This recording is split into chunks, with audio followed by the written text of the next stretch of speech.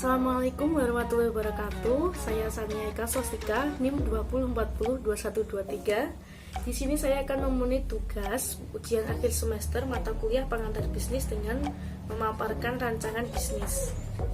Di sini saya mengambil bisnis jamur crispy. Kenapa saya memilih bisnis jamur crispy ini? Karena berdasarkan pengamatan yang saya lakukan beberapa waktu ini, sudah banyak sekali petani jamur di sekitar lingkungan rumah saya, di mana petani jamur ini kebanyakan masih menjual jamurnya dalam bentuk mentah atau tidak diolah. Padahal jika diolah, jamur ini juga akan lebih memiliki nilai yang lebih tinggi. Selanjutnya, jamur ini juga memiliki manfaat yang tidak kalah baiknya dengan daging ayam, dan juga harganya yang lebih terjangkau. Korelasi dengan materi yang saya dapatkan selama satu semester ini, salah satunya adalah dengan melihat bagaimana faktor permintaan dan juga penawaran yang akan saya lakukan. Faktor permintaan ini salah satunya adalah harga barang ini. Harga barang tersebut atau barang yang akan saya tawarkan ini harganya adalah terjangkau atau murah, bisa dijangkau oleh anak-anak, oleh remaja, dan pastinya oleh orang dewasa. Selain harga barang ini, harga barang terkait itu juga murah, seperti harga bahan baku dan sebagainya itu bisa terjangkau. Selanjutnya adalah tingkat pendapatan masyarakat di sekitar lingkungan rumah saya. Tingkat pendapatan masyarakat di sekitar lingkungan saya yang rata-rata itu di atas 1 juta per bulannya, itu akan memungkinkan sekali, bahkan sangat memungkinkan untuk membeli produk saya ini yang dengan harga yang sangat terjangkau. Selanjutnya adalah selera masyarakat.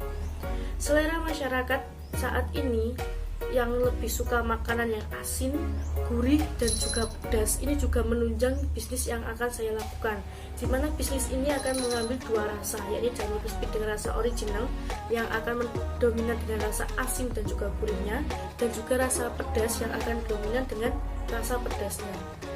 Dan juga selera remaja atau selera anak muda saat ini yang lebih suka dengan makanan pedas, itu juga akan sangat menunjang sekali bisnis saya ini.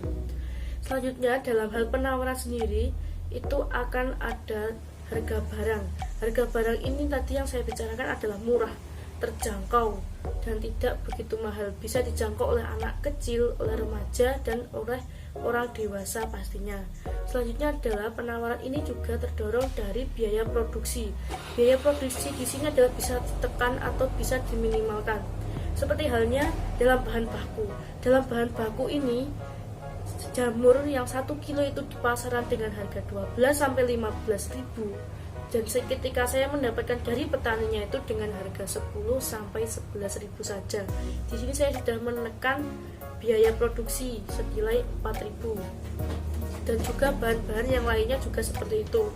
Karena ketika kita membeli bahan itu dengan kuantitas yang lebih banyak, itu harganya juga akan lebih murah. Biaya produksi ini juga saya perkirakan untuk 1 kilo jamur itu hanya menghabiskan 37.000, dan juga bisa menghasilkan 25 bungkus kecil jamur seharga 1.000-an dan juga 5 bungkus kecil jamur seharga 5.000-an, yang di total itu menjadi 50.000. Dan jika dihitung 50.000 dengan 37.000, itu saya akan mendapatkan keuntungan 13.000 untuk 1 kg jamurnya, yang dimana keuntungan itu sudah sangat menguntungkan atau sudah cukup menguntungkan untuk saya, karena ini adalah bisnis kecil atau bisnis rumahan. Selanjutnya juga faktor pendorong dari penawaran ini juga dilihat dari teknologi yang saya gunakan. Seperti dalam produksi, teknologi yang digunakan di sini bisa dengan menggunakan alat peniris minyak. Karena dalam jamur ini itu minyak, semakin sedikit minyak yang terkandung dalam produk ini akan lebih awet produknya. Karena dari jamur ini teksturnya juga tidak cepat berubah, rasanya tidak cepat berubah, dan pasti baunya juga tidak cepat berubah. Selanjutnya, karena faktor permintaan dan penawaran menurut saya sudah sangat seimbang atau sangat baik, selanjutnya saya membutuhkan strategi promosi. Bagaimana cara saya mempromosikan produk saya? Di sini saya menggunakan namanya promotion mix dengan cara periklanan, penjualan perorangan, promosi penjualan, dan juga publisitas. Yang pertama adalah dengan cara periklanan atau advertising. Di sini saya mengambil periklanan dengan media cetak dan juga media elektronik. Media elektronik ini bisa dengan menggunakan media sosial, di mana media sosial saat ini sedang banyak sekali digunakan, bahkan menjadi penggunaan yang terbanyak.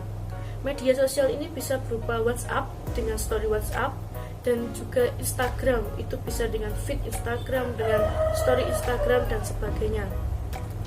Dan ini juga nanti untuk media cetaknya bisa menggunakan brosur atau pamflet. Sebenarnya untuk iklan ini bisa berkesinambungan, seperti pamflet itu bisa dilakukan dengan cetak langsung ataupun dilakukan ke dalam diupload ke Instagram. Untuk media periklanan ini, kenapa saya memilih untuk menggunakan media Instagram dan juga brosur? Karena berangkat dari saya sendiri yang suka edit video, editing foto, dan juga edit brosur makanan seperti ini. Dan juga untuk pengeditan ini sudah saya terapkan di bisnis keluarga saya. Selanjutnya adalah dengan melakukan penjualan perorangan, di mana penjualan perorangan ini kan bersifat individu dan individu.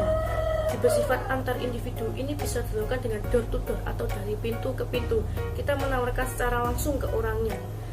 Ini bisnis, ini adalah produk saya, keunggulannya seperti ini, kelemahannya seperti ini.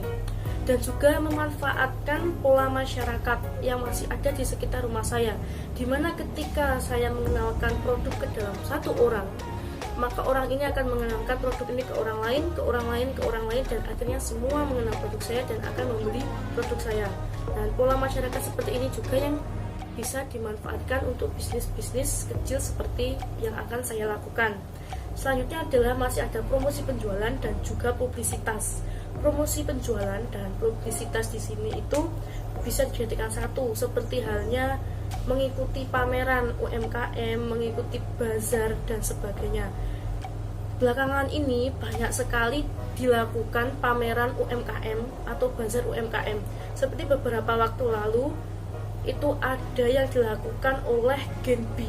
Itu ada bazar UMKM. Jadi kita mendaftar, terus kita ke sana, kita gelar produk kita, dan itu akan dipublisitaskan atau akan dikenalkan ke masyarakat luas. Selain itu juga beberapa waktu yang lalu Dinas Koperasi dan UMKM Kabupaten Kediri atau pemerintah Kabupaten Kediri itu juga menggelar pameran UMKM, yang itu juga diikuti oleh UMKM se-Kabupaten Kediri, dan itu banyak sekali. Dan masih banyak juga wadah seperti ini, dan karena juga kemarin juga ada itu promosi UMKM itu secara online. Seperti itu bisnis yang ingin saya lakukan, yang ditunjang juga dengan materi yang sudah saya dapatkan. Sekian dari saya. Wassalamualaikum warahmatullahi wabarakatuh.